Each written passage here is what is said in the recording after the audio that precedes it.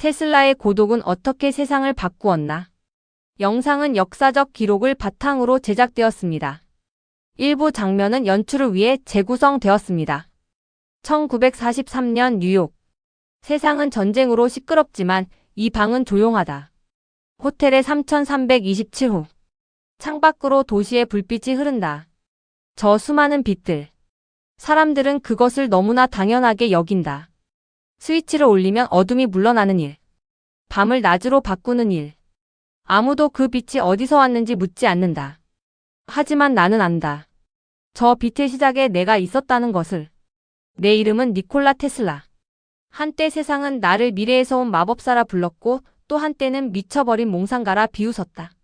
지금 나는 86의 노인이다. 가진 것이라곤 빛과 창틀에 날아드는 비둘기 몇 마리, 그리고 결코 식지 않는 기억뿐이다. 곧 나는 이 세상을 떠난다. 그 전에 딱 한 번만 처음부터 끝까지 이야기하고 싶다. 세상을 밝히고도 정작 자신은 어둠 속에 남았던 한 사람의 이야기를. 내 이야기는 폭풍 속에서 시작된다. 1856년 여름 어느 자정. 하늘은 갈라지고 번개가 세상을 하얗게 태우던 밤, 나는 태어났다. 어른들은 훗날 웃으며 말하곤 했다. 산파가 번개를 보며 이 아이는 폭풍의 자식이 될 것이라고 했다고. 그러자 내 어머니가 조용히 대답했다고 한다. 아니요, 이 아이는 빛의 자식이 될 겁니다. 나는 오랫동안 그 말을 잊고 살았다. 하지만 지금 돌아보니 내 삶은 정확히 그 두 마디 사이에 있었다. 빛을 향해 온 힘으로 달려갔으나 끝내 폭풍 속에 홀로 남은 삶. 내가 태어난 곳은 작은 마을이었다. 아버지는 정교회의 사제셨다. 엄격하고 말이 많고 온 집을 책으로 채운 분이었다. 아버지는 내가 자신처럼 성직자가 되기를 바라셨다. 그것은 아주 어릴 때부터 나와 아버지 사이에 놓인 보이지 않는 벽이었다. 하지만 내 마음을 만든 사람은 어머니였다. 어머니는 글을 배우지 못한 분이었다. 그러나 나는 그토록 영리한 사람을 다시 본 적이 없다. 어머니는 아주 긴 시들을 통째로 외웠다. 한 번 들은 이야기를 결코 잊지 않았다. 그리고 두 손으로는 쉬지 않고 무언가를 만들었다. 집안일을 덜어줄 작은 도구들, 기계들, 기발한 장치들이 모두 그 손에서 태어났다. 어머니는 한밤중에도 눈을 감은 채 머릿속에서 물건의 모양을 완성한 뒤에야 손을 움직였다. 지금 생각하면 내 재능은 하늘에서 뚝 떨어진 것이 아니었다. 그것은 어머니의 손끝에서 조용히 물려받은 것이었다. 나는 평생 수많은 것을 발명했지만 내 안의 가장 깊은 곳에는 언제나 그 부엌에서 무언가를 만들던 어머니의 손이 있었다. 그러나 나는 처음부터 남들과 달랐다. 내 감각은 축복이 아니라 저주에 가까웠다. 다른 사람에게는 아무것도 아닌 것이 나에게는 견디기 힘든 고통이었다. 멀리서 마차가 지나가는 소리가 내 온몸을 두드렸다. 파리 한 마리가 탁자에 내려앉으면 그 미세한 진동이 귓속에서 천둥처럼 울렸다. 햇빛은 눈을 찔렀고 어둠 속에서도 나는 멀리 있는 물체의 윤곽을 볼 수 있었다. 옆방에서 시계가 째까기는 소리가 몇 개의 방을 건너 나를 흔들어 깨웠다. 가장 견디기 힘든 것은 빛의 환영이었다. 누군가 어떤 단어를 말하면 그 순간 눈앞에서 눈부신 빛이 터졌다. 형체들이 나타나 허공을 떠다녔고 그것들은 너무나 생생해서 진짜와 구별되지 않았다. 나는 그 빛들을 두 손으로 밀어내려 애썼다. 어린아이가 감당하기에는 너무 큰 세상이 내 작은 머릿속에 이미 들어와 있었다. 나는 그것을 아무에게도 말하지 못했다. 말한다 해도 누가 믿었겠는가. 그렇게 나는 아주 어릴 때부터 나만이 아는 세계 안에 홀로 살았다. 고독은 내가 선택한 것이 아니었다. 그것은 내가 태어난 방식이었다. 어린 시절에 나는 위험한 아이이기도 했다. 나는 겁이 없었고 호기심은 언제나 두려움보다 컸다. 지붕 위에서 뛰어내렸고 물살이 거센 곳에 뛰어들었으며 하마터면 목숨을 잃을 뻔한 적도 여러 번이었다. 그때마다 나를 살린 것은 운이 아니라 위기의 순간에 오히려 또렷해지는 머릿속이었다. 물속에서도 벼랑 끝에서도 나는 이상하리만치 침착하게 빠져나갈 길을 계산했다. 또 나에게는 남들이 이상하게 여기는 버릇들이 자라기 시작했다. 나는 무엇이든 3번씩 반복해야 마음이 놓였다. 걸음에 수를 세웠고 눈앞의 물건이 몇 개인지 헤아렸으며 어떤 형태나 감촉 앞에서는 온몸이 얼어붙었다. 사람들은 그런 나를 별종이라 불렀다. 어쩌면 그들이 옳았다. 나를 특별하게 만든 그 정신은 동시에 나를 세상과 어긋나게 만든 바로 그 정신이었으니까. 그리고 7살이 되던 해 나는 내 인생을 영원히 바꾼 상실을 겪었다. 나에게는 형이 있었다. 단해. 나보다 5살 많았던 형은 온 집안의 자랑이었다. 총명하고 다정하고 무엇 하나 빠지는 것이 없었다. 부모님의 눈은 언제나 형을 향해 빛났다. 나는 그 곁에서 형을 우러러보는 작은 그림자였다. 그런 형이 사고로 세상을 떠났다. 어느 날 갑자기 집에서 웃음이 사라졌다. 부모님은 깊은 슬픔에 잠겼다. 그리고 어린 나는 그 침묵 속에서 잔인한 사실 하나를 깨달았다. 두 분의 눈에 나는 결코 형의 빈자리를 채울 수 없는 아이였다는 것을. 내가 무엇을 잘 해내도 부모님의 마음속에는 언제나 단해였다면 더 잘했을 거라는 그림자가 어렸다. 나는 그 그림자와 평생을 경쟁했다. 이미 이 세상에 없는 사람과 말이다. 이길 수 없는 싸움이었다. 죽은 자는 결코 실수하지 않으니까. 바로 그때부터였을 것이다. 인정받고 싶다는 갈망이 내 안에서 꺼지지 않는 불처럼 타오르기 시작한 것은 나는 증명하고 싶었다. 내가 여기 있다는 것을. 나라는 존재도 사랑받을 자격이 있다는 것을. 그 갈망은 나를 앞으로 밀어붙였고 동시에 나를 사람들에게서 점점 더 멀어지게 했다. 무언가를 이루려고 몸부림칠수록 나는 더 외로워졌다. 학교에서 나는 남다른 아이였다. 나는 종이도 없이 머릿속에서 어려운 계산을 풀어냈다. 선생님들은 내가 어딘가에서 답을 몰래 베낀다고 의심했다. 하지만 나는 그저 머릿속에서 답이 이미 완성된 그림으로 보였을 뿐이다. 나에게 계산은 종이 위의 일이 아니었다. 그것은 눈앞에 펼쳐지는 하나의 장면이었다. 나는 그 저주 같던 환영을 조금씩 길들이기 시작했다. 상상 속에서 나는 기계를 통째로 만들었다. 부품 하나하나를 머릿속에 세우고 그것을 돌리고 몇 주 동안 작동시켜 보았다. 그리고 상상 속에서 어느 부분이 먼저 닳는지를 지켜보았다. 나는 도면을 그리지 않고도 완성된 기계를 볼 수 있었다. 다른 사람들이 손으로 더듬으며 만드는 것을 나는 머릿속에서 완성한 뒤에야 비로소 손을 댔다. 저주가 축복으로 바뀌는 순간이었다. 하지만 축복은 언제나 대가를 요구한다. 그 대가는 나를 온전히 이해하는 사람이 이 세상에 아무도 없다는 사실이었다. 내가 학교를 마칠 무렵 아버지와 나 사이의 벽은 더 높아져 있었다. 아버지는 여전히 내가 사제가 되기를 바랐다. 나는 기계와 전기를 향한 열망으로 타올랐다. 두 사람의 꿈은 결코 만날 수 없었다. 그러던 어느 날 나는 무서운 병에 걸려 쓰러졌다. 온몸이 불덩이가 되었고 나는 몇 달을 침대에서 사경을 헤맸다. 의사들은 고개를 저었다. 사람들은 내가 살아남지 못할 거라 여겼다. 나는 죽음의 문턱 앞에 아주 오래 서 있었다. 그 어두운 방 안에서 아버지가 내 곁에 앉았다. 아들이 쓰러져 가는 것을 지켜보던 아버지는 마침내 마음을 열었다. 만약 네가 살아난다면 네가 원하는 공부를 하게 해주마. 최고의 공학 학교에 보내주겠다. 그 한마디가 꺼져가던 내 안의 불씨를 되살렸다. 나는 죽음과 싸울 이유를 얻었다. 나는 견뎠고 살아남았다. 그리고 마침내 나를 짓누르던 성직자의 길에서 벗어나 내가 진정으로 원하던 길로 걸어 들어갔다. 어쩌면 나는 그때 2번 태어난 셈이다.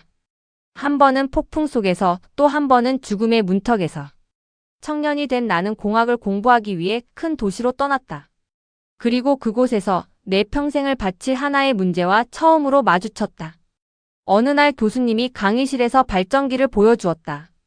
당시의 전기기계는 직류라는 방식으로 작동했다. 그런데 그 기계에는 정류자라는 부품이 있었고 그것이 돌아갈 때마다 불꽃이 튀고 요란한 소리가 났다. 불꽃은 기계를 갉아먹었고 언제나 고장의 원인이 되었다. 나는 손을 들고 말했다. 저 불꽃과 저 소음을 없앨 수 있을 것 같습니다. 정류자가 아예 없어도 되는 기계를 만들 수 있을 것 같습니다. 교수님은 나를 물끄러미 바라보더니 학생들 앞에서 단호하게 말했다. 그것은 영원히 불가능하다. 그것은 마치 중력을 없애겠다는 말과 같다. 강의실에 웃음이 번졌다. 하지만 나는 웃지 않았다. 나는 확신했다. 그들이 불가능하다고 잘라 말하는 바로 그 자리에 답이 숨어 있다는 것을. 그날 이후 그 문제는 나를 놓아주지 않았다. 걸을 때도 밥을 먹을 때도 잠을 잘 때도 내 머릿속에서는 보이지 않는 기계가 쉬지 않고 돌아가고 있었다. 답은 좀처럼 나오지 않았다. 나는 밤을 새워 생각하고 또 생각했다. 나는 거의 병이 날 지경이었다. 어떤 때는 내 머릿속의 열기가 나를 통째로 태워버릴 것만 같았다. 사람들은 그런 나를 이해하지 못했다. 그저 이상한 청년, 혼자만의 생각에 갇힌 사람이라 여겼다. 그 무렵 내 예민한 감각은 다시 나를 무섭게 괴롭혔다. 멀리서 나는 소리, 미세한 빛, 발밑의 진동까지 모든 것이 내 신경을 갈기갈기 찢어놓았다. 나는 옆 도시를 지나는 기차의 진동을 느꼈고 나뭇잎에 부딪히는 햇빛조차 견디기 힘들었다. 의사들도 내 상태를 설명하지 못했다. 나는 이대로 무너지는 것이 아닐까 두려웠다. 하지만 그 극한의 예민함 속에서도 어쩌면 바로 그 예민함 덕분에 나는 남들이 결코 느끼지 못하는 힘의 결을 감지하고 있었다. 나를 무너뜨리려던 그 감각이 실은 나를 위대한 발견의 문 앞으로 데려가고 있었던 것이다. 돌아보면 그것이 내 삶에 반복된 하나의 문이었다. 세상 모두가 안 된다고 말할 때 홀로 된다고 믿는 것. 그 믿음은 나를 발명가로 만들었지만 동시에 나를 늘 혼자이게 했다. 옳다는 것과 이해받는다는 것은 전혀 다른 일이었다. 나는 그 두 가지를 동시에 가져본 적이 거의 없었다. 그렇게 몇 해가 흘렀다. 그리고 그 답은 내가 전혀 예상하지 못한 순간에 찾아왔다. 부다페스트에서 지내던 어느 저녁이었다. 나는 친구와 함께 공원을 걷고 있었다. 해가 붉게 지고 있었고 나는 문득 좋아하던 시의 한 구절을 소리내어 읊었다. 지는 태양에 관한 구절이었다. 바로 그 순간이었다. 붉게 저무는 태양을 바라보던 그 찰나에 내 머릿속에서 빛이 터졌다. 어린 시절의 그 환영처럼. 하지만 이번에는 달랐다. 그 빛 속에서 완성된 하나의 기계가 선명하게 보였다. 나는 보았다. 눈에 보이지 않는 힘의 장이 회전하고 있었다. 자기장이 마치 바람개비처럼 돌아가며 그 안에 축을 끌고 함께 돌았다. 정류자도 불꽃도 소음도 필요 없었다. 전류의 방향이 스스로 번갈아 바뀌면서 회전하는 힘을 만들어내고 있었다. 교류. 그것은 교류였다. 나는 걸음을 멈췄다. 그 자리에 서서 나는 지팡이를 들어 흙바닥 위에 그림을 그리기 시작했다. 친구는 어리둥절한 얼굴로 나를 바라보았다. 하지만 나에게는 그 순간이 세상이 다시 태어나는 순간이었다. 교수님이 불가능하다 했던 그것을 나는 방금 눈앞에서 보았다. 그것은 계산이 아니었다. 그것은 계시였다. 나는 미래를 본 것이다. 온 세상이 이 힘으로 돌아가는 미래를. 도시가, 공장이, 그리고 인간의 밤 전체가 이 보이지 않는 회전하는 힘으로 살아 움직이는 미래를. 그 순간 나는 세상에서 가장 행복한 사람이었다. 하지만 지금 돌이켜보면 그것이 내 진짜 고독의 시작이었다. 나는 다른 사람들이 아직 볼 수 없는 것을 보아버렸다. 그리고 혼자만 미래를 본 사람은 결국 자기 시대 안에서 영원한 이방인이 될 수밖에 없다. 그날 공원에서 내가 본 것은 단지 하나의 기계가 아니었다. 나는 그 너머의 세상을 보았다. 나의 교류가 흐르는 미래에는 인간이 더는 짐승처럼 등을 굽혀 일하지 않아도 될 것이었다. 기계가 대신 무거운 짐을 지고 사람들은 저녁이면 밝은 등불 아래 책을 읽을 것이었다. 가난한 마을에도 빛이 들고 추운 집에도 온기가 돌 것이었다. 나는 돈을 벌기 위해 발명을 한 것이 아니다. 나는 인류의 짐을 덜어주고 싶었다. 세상의 고통을 조금이라도 줄이고 싶었다. 어린 시절 내내 외로웠던 나는 역설적이게도 온 인류를 사랑하는 사람이 되어 있었다.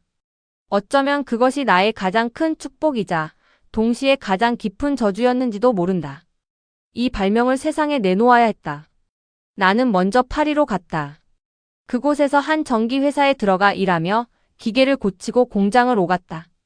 나는 내 머릿속의 교류를 이야기했지만 사람들은 그저 어깨를 으쓱했다. 유럽의 낡은 도시들은 새로운 꿈을 담기에는 너무 좁아 보였다. 나는 결심했다. 이 힘이 필요한 곳으로 가야 한다고. 세상에서 가장 큰 무대, 새로운 것을 두려워하지 않는 땅으로. 아메리카로.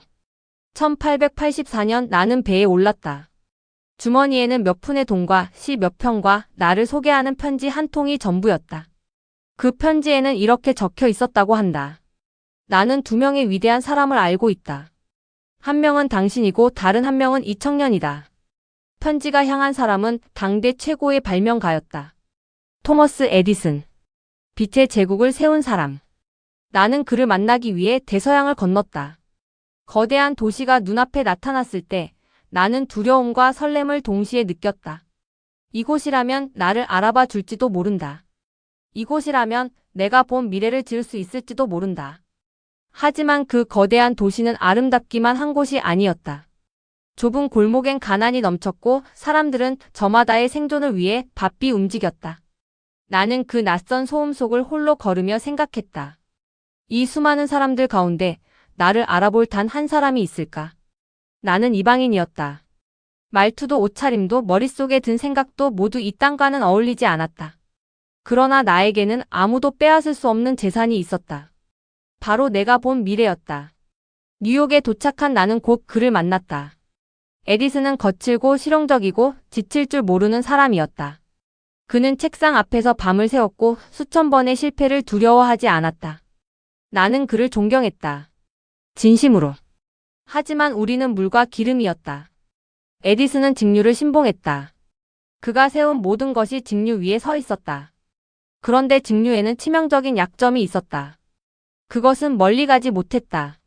발전소에서 겨우 몇 블록만 벗어나도 힘을 잃었다.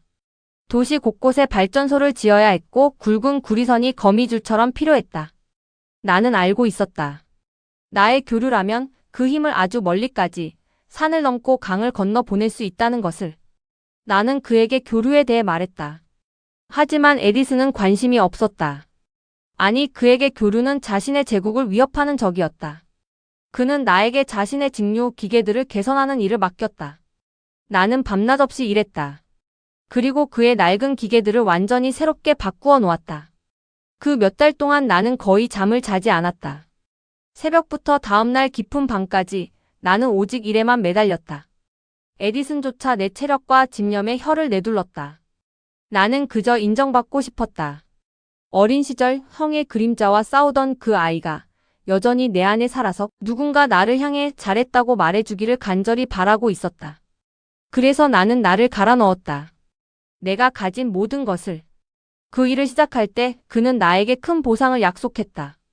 성공하면 5만 달러를 주겠다고. 당시로서는 한 사람의 인생을 바꿀 만한 큰 돈이었다. 나는 그 말을 믿고 나의 모든 것을 쏟아부었다. 몇 달 뒤 나는 결국 그 일을 해냈다. 내가 약속된 보상을 이야기하자 에디슨은 웃었다. 그리고 말했다. 테슬라, 자네는 우리 미국식 농담을 이해하지 못하는군. 농담. 그는 그것을 농담이라 불렀다. 나는 그 자리에서 아무 말도 하지 못했다. 배신감보다 먼저 찾아온 것은 깊고 익숙한 외로움이었다. 나는 이 땅에서도 여전히 혼자구나. 아무리 멀리 와도 아무리 열심히 해도 나를 있는 그대로 알아봐주는 사람은 없구나. 나는 그를 떠났다. 그리고 나는 밑바닥으로 떨어졌다. 미래를 본 사람, 세상을 바꿀 힘을 머릿속에 품은 사람이 뉴욕의 거리에서 도랑을 팠다. 나는 하루 종일 삽으로 흙을 펐다. 손에는 물집이 잡히고 등은 굽었다. 함께 일하던 사람들은 내가 무슨 생각을 하는지 알지 못했다. 그들에게 나는 그저 말수 적은 외국인 인부였을 뿐이다. 밤이면 나는 좁은 방으로 돌아와 쑤시는 팔다리를 뉘었다. 배는 자주 고팠고 미래는 보이지 않았다. 나를 비웃던 사람들의 목소리가 귓가에 맴돌았다. 불가능하다던 교수의 말, 농담이라던 에디슨의 웃음. 어떤 밤에는 내가 정말로 미친 것은 아닐까 스스로를 의심하기도 했다. 세상 모두가 아니라고 하는데 나 혼자만 그렇다고 우기고 있는 것은 아닐까. 하지만 흙을 파던 그 순간에도 내 머릿속에서는 회전하는 자기장이 멈추지 않고 돌아가고 있었다. 세상은 나를 땅속에 파묻으려 했지만 내 안의 빛은 결코 꺼지지 않았다. 나는 알고 있었다. 이 어둠은 반드시 지나갈 것이라고. 내가 본 그 미래는 기어이 오고야 말 것이라고. 나는 삽을 내려놓는 밤마다 별을 올려다보며 스스로에게 말했다. 조금만 더 견디자. 내 시대는 아직 오지 않았을 뿐이다. 그리고 마침내 그 시대가 왔다. 어둠이 가장 깊었던 그때 한 사람이 나의 이야기에 귀를 기울였다. 조지 웨스트하우스. 그는 이미 성공한 사업가였지만 나와 달리 새로운 것을 두려워하지 않았다. 그는 내가 그린 교류의 세계를 보았고 그 안의 가능성을 알아보았다. 세상에서 처음으로 누군가 내 눈을 바라보며 말했다. 나는 당신을 믿습니다. 그 한마디에 나는 눈물이 날 것 같았다. 나는 평생 그 말을 기다렸던 것이다. 웨스트하우스는 나의 교류 특허들을 사들였고 우리는 손을 잡았다. 마침내 내가 머릿속에서만 돌리던 그 회전하는 힘이 진짜 세상 속에서 돌아가기 시작했다. 공장의 기계들이 나의 모터로 돌기 시작했다. 무겁고 위험하던 노동이 조용히 돌아가는 강철 팔로 바뀌었다. 나는 그 광경을 볼 때마다 부다페스트의 그 저녁을 떠올렸다. 흙바닥에 그림을 그리던 그 젊은이의 꿈이 이제 수많은 사람의 일상 속으로 조용히 스며들고 있었다. 하지만 세상은 나를 순순히 받아들이지 않았다. 나의 교류가 세력을 얻어갈수록 에디슨은 위협을 느꼈다. 그의 제국은 직류 위에 세워져 있었고 나의 교류는 그 제국의 뿌리를 흔들었다. 그렇게 훗날 사람들이 전류전쟁이라 부르게 될 싸움이 시작되었다. 그것은 두 개의 미래가 벌인 전쟁이었다. 한쪽은 안전하지만 멀리 가지 못하는 직류, 다른 한쪽은 온 세상을 하나로 이을 수 있는 나의 교류.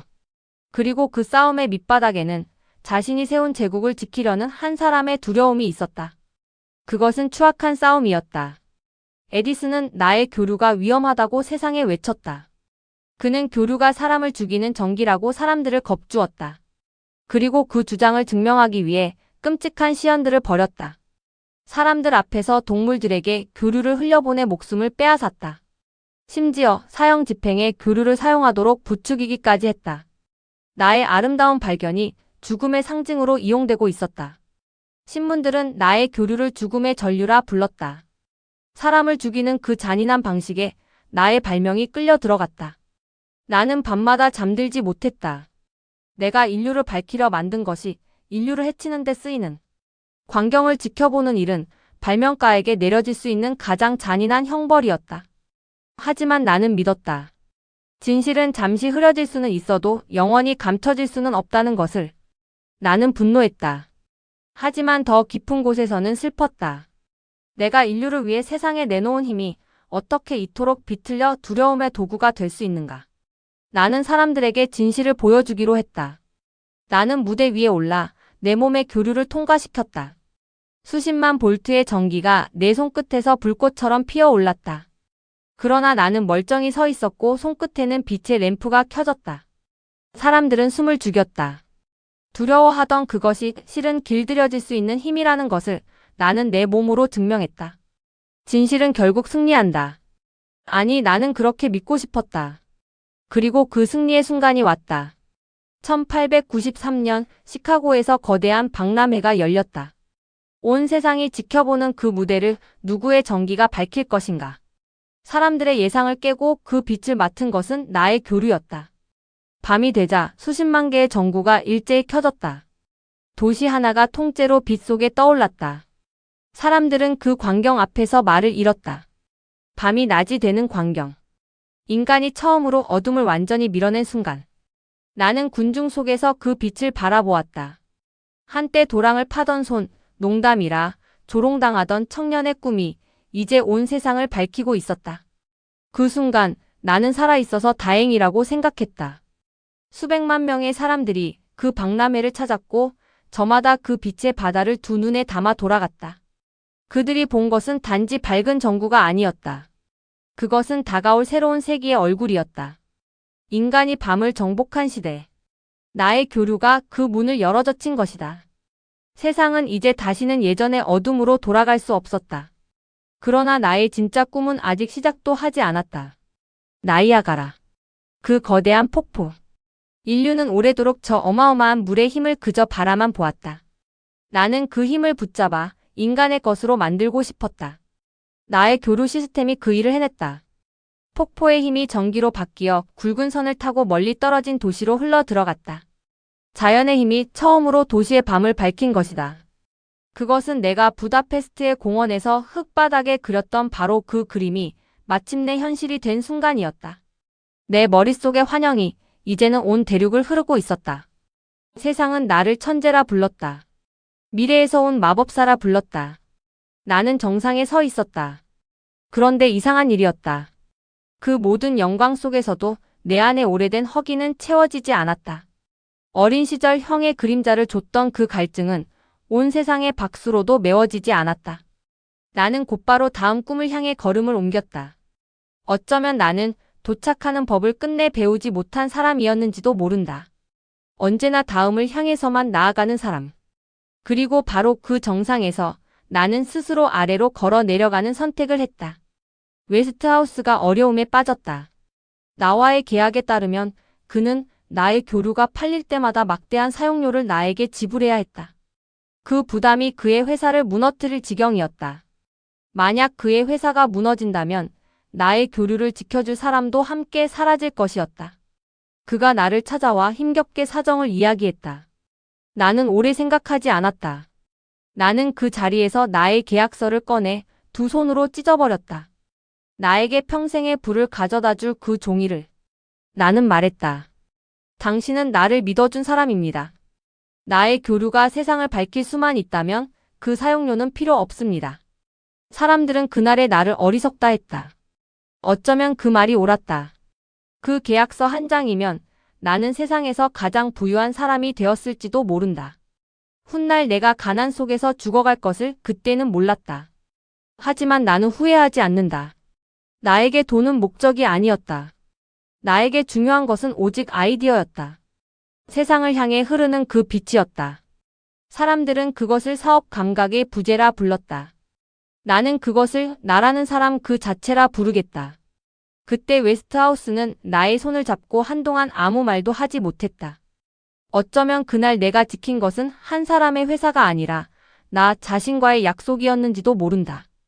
나는 나의 발견이 몇몇 사람의 금고를 채우는 도구가 아니라 온 세상을 흐르는 강물이 되기를 바랐다.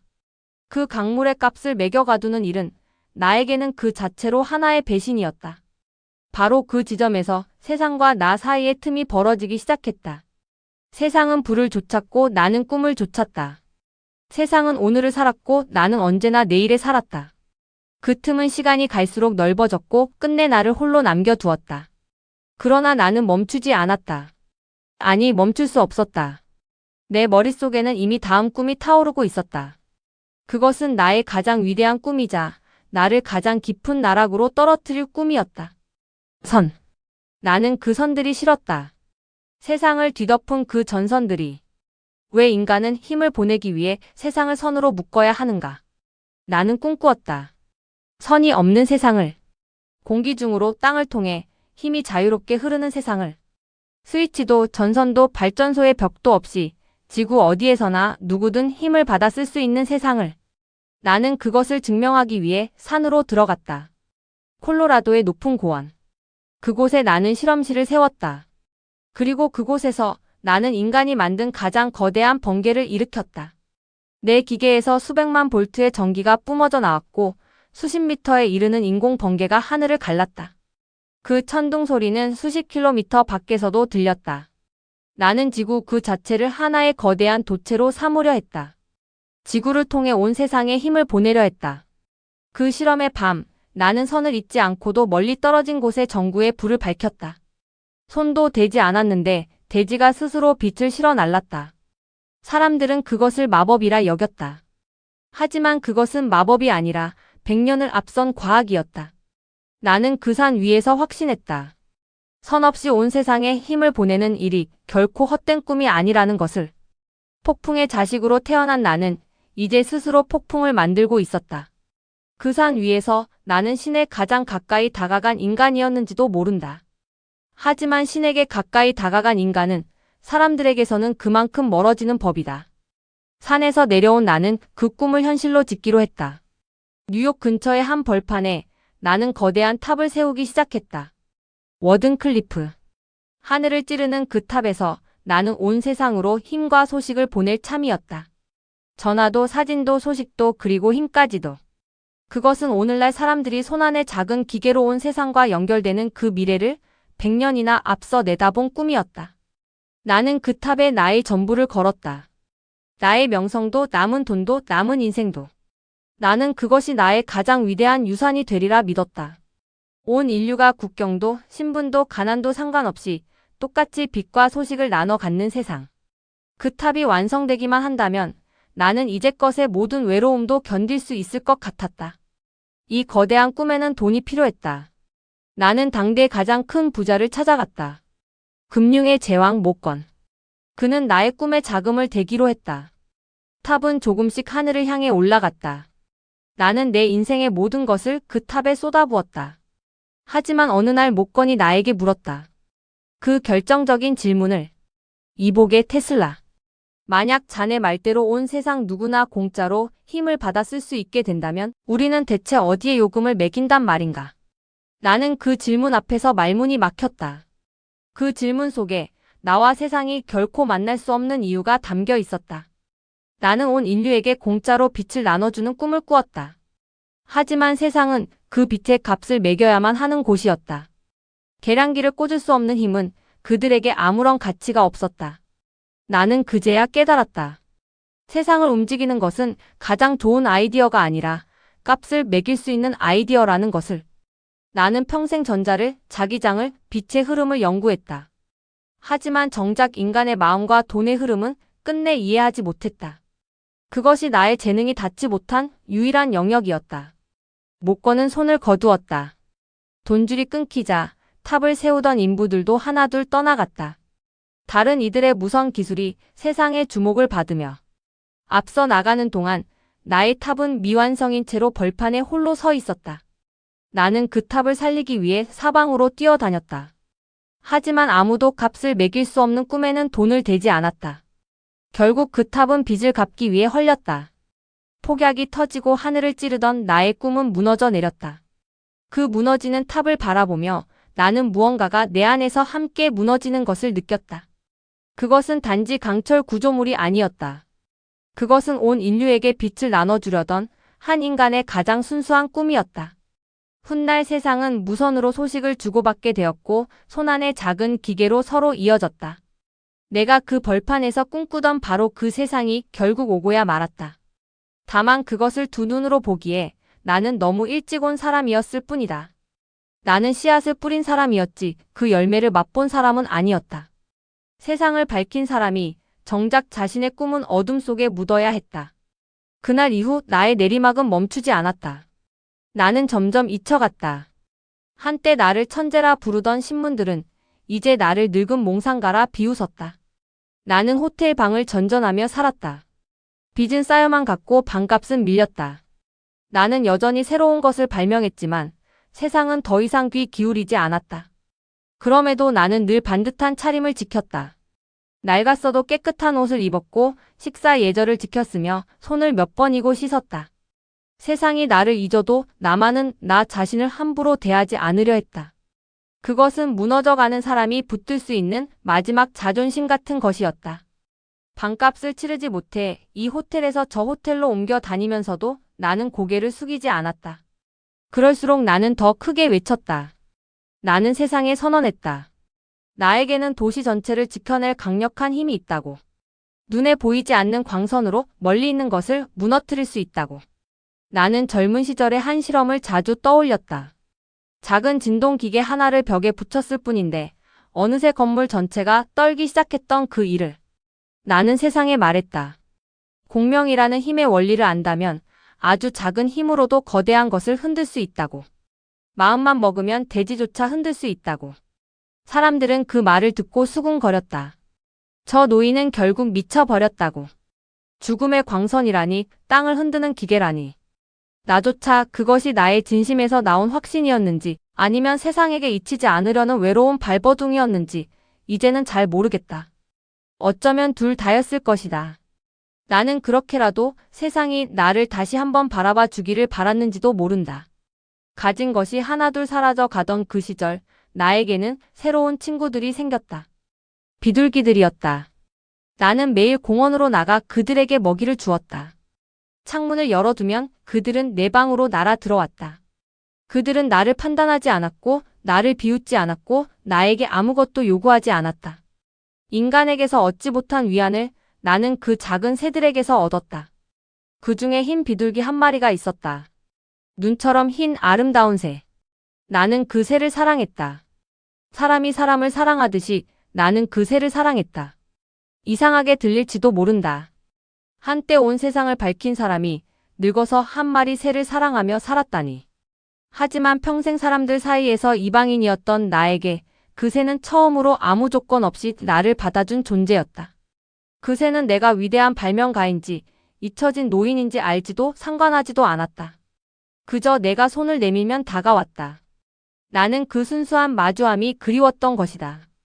평생 내가 갖고 싶었으나 끝내 갖지 못한 바로 그것을.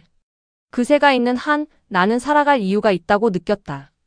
평생 결혼하지 않고 오직 발명에만 나를 바쳐온 나에게 그 흰새는 내가 가진 유일한 사랑이었다. 그러던 어느 밤 그 새가 내 방으로 날아 들어왔다. 그리고 나는 알았다. 그 새가 나에게 작별을 고하러 왔다는 것을. 그 새의 눈에서 빛이 흘러나오는 것을 나는 보았다.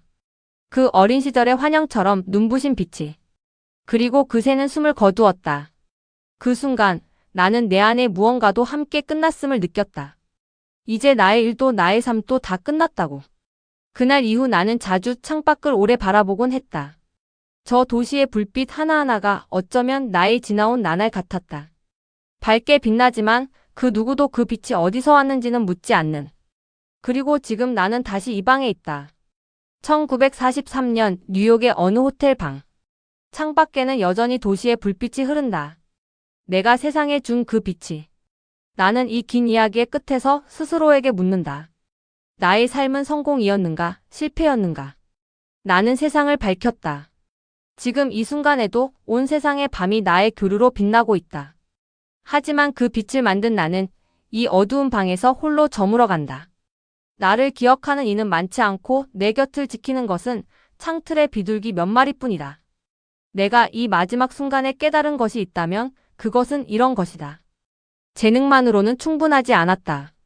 나는 누구보다 멀리 보았고 누구보다 깊이 알았다. 하지만 세상을 살아가는 데에는 재능 말고도 필요한 것들이 있었다. 사람의 마음을 얻는 법, 오늘을 사는 지혜, 그리고 자신을 지키는 법. 나는 그것들을 갖지 못했다. 나는 미래를 보느라 정작 내 발밑에 현실을 보지 못했다. 고독은 나를 만들었다. 어린 시절의 그 외로움이 나를 내 안의 세계로 밀어넣었고 그 세계에서 나는 남들이 보지 못한 것을 보았다. 하지만 그 똑같은 고독이 끝내 나를 무너뜨렸다. 나를 위대하게 만든 힘과 나를 무너뜨린 힘은 사실 하나였다. 그것이 나의 가장 슬픈 진실이다. 그리고 나는 시대보다 너무 앞서 걸었다. 앞서 걷는 자는 뒤따르는 이들에게 길을 보여줄 수는 있어도 그 길을 함께 걸을 벗은 얻지 못한다. 자기 시대를 너무 멀리 앞질러 간 사람은 바로 그 시대 안에서는 이해받지 못한다. 나는 100년 뒤의 세상을 위해 살았고 그래서 나의 시대에는 이방인일 수밖에 없었다. 하지만 그대에게 이 말만은 남기고 싶다. 지금 그대가 누리는 그 빛, 손안의 작은 기계로 온 세상과 연결되는 그 편리함, 밤을 밀어낸 그 밝음. 그것들은 한때 모두가 불가능하다고 비웃던 한 외로운 사람의 머릿속 환영이었다. 세상을 바꾸는 것은 언제나 지금은 이해받지 못하는 꿈이다. 그러니 그대가 만약 남들과 다르다면, 그대만 보이는 무언가가 있다면 그 고독을 너무 두려워하지 말기를. 다만 나처럼 그 고독에 잡아먹히지도 말기를. 미래를 보되 오늘을 살아가기를. 빛을 좇되 그대 자신의 등불도 지키기를. 세상은 언제나 자신을 아직 이해하지 못하는 이들에 의해 앞으로 나아갔다. 오늘 비웃음을 받는 꿈이 내일의 당연함이 된다. 그러니 그대의 꿈이 지금 외롭다면 그것은 어쩌면 그 꿈이 그만큼 멀리 있다는 뜻인지도 모른다. 나는 그것을 너무 늦게 나 자신을 위로하며 깨달았다. 이제 나는 눈을 감는다. 창밖에 불빛이 흐려진다. 폭풍 속에서 태어난 아이는 이제 조용히 빛 속으로 돌아간다. 나는 니콜라 테슬라였다. 세상을 밝히고도 어둠 속에 남았던 사람. 그러나 나는 후회하지 않는다. 나는 내가 본 미래를 끝까지 믿었으니까. 시청해주셔서 감사합니다. 구독, 좋아요, 알림 설정은 영상 제작에 큰 힘이 됩니다.